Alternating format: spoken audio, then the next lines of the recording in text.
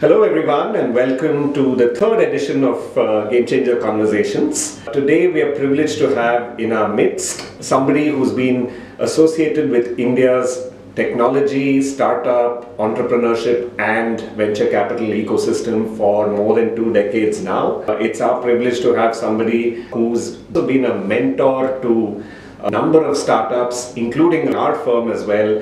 He's been a friend of the firm as well for such a long time, and we're looking forward to making the most of having him in our midst as well. So I have with me Mr. Sanjay Anandaram.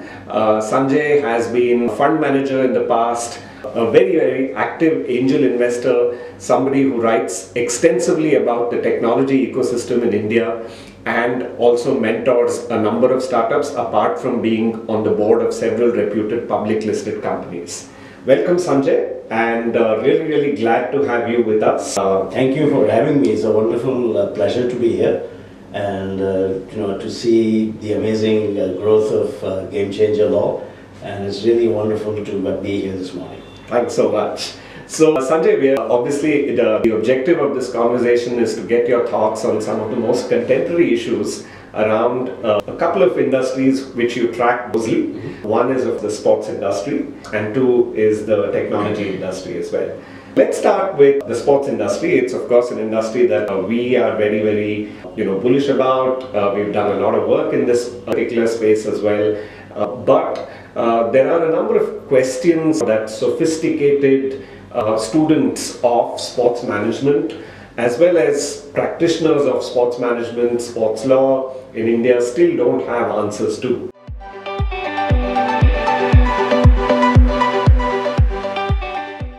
And I think one of the questions that I personally have had has been, despite the significant growth in the Indian sports market over the last decade or so, and we are now actually, we've just seen the commencement of the 12th season of the IPL. One of the things that I've always been intrigued about is to understand why the Indian sports industry has not had too many precedents of professional private equity interest in the sports segment.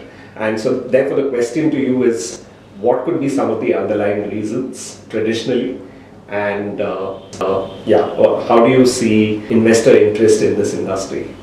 Yeah, if you look at the evolution of the sports industry in India, it was initially essentially backed by, let's say, not-for-profit organizations, let's say like BCCI, which had a lot of, let's say, political affiliations and connections that helped them bring in sponsorship money and donor money into BCCI, which is a not-for-profit group. Similarly, you had corporate sponsorships and who helped create lots of football teams, cricket teams, who sponsored athletics and so on. And then you had the role of government who helped create multiple teams. Now, with the advent, or let's say with the changing dynamics of the entire sports industry, you have a situation today where you have, let's say, first generation self-made entrepreneurs who are backing teams today.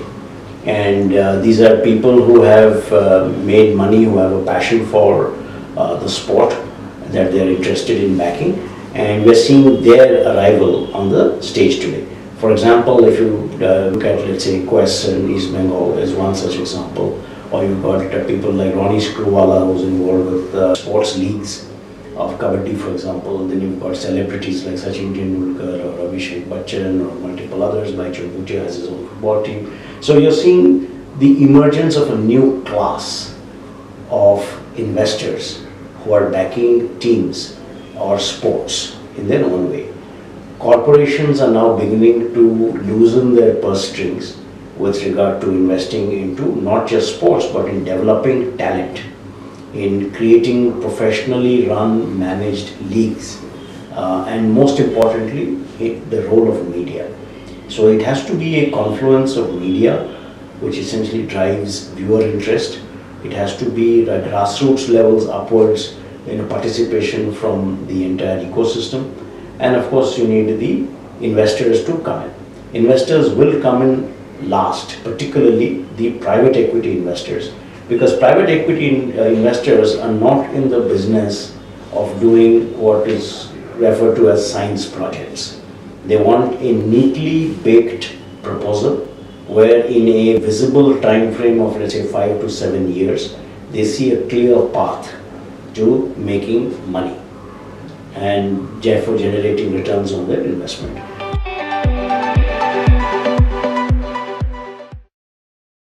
So that means that there needs to be a far more vibrant market than what we see today. We need to see clarity with regard to the rules. We need to see clarity with regard to what the valuation norms are. We need to be able to see how teams are actually generating revenues. So it is either from ticket sales or merchandising or rights on media and multiple other such properties. So all of those, even as we speak, are actually seeing enormous change in the country. So I remain hopeful that within the next decade we will see serious venture, or not so much venture alone, but private equity money coming in. Right. What we are seeing, however, where let's say professional funds investing in is in the periphery, which is in areas like, let's say, technology relating to sports, or in, let's say, areas like gaming or esports or fantasy sports. So that is where some money is being spent today. And these are all wonderful things because that is how the entire sports landscape will start changing. So there are, let's say, people who are doing not-for-profit ventures in the sports area. There are people who are building, let's say, grassroots level initiatives and who are seeking investor money to be able to transform certain sports. And that's a phenomenal thing, and all of that is a very recent phenomenon. So we have to give it some runway for it to start really growing the green shoots, seeing which the private equity folks will jump in.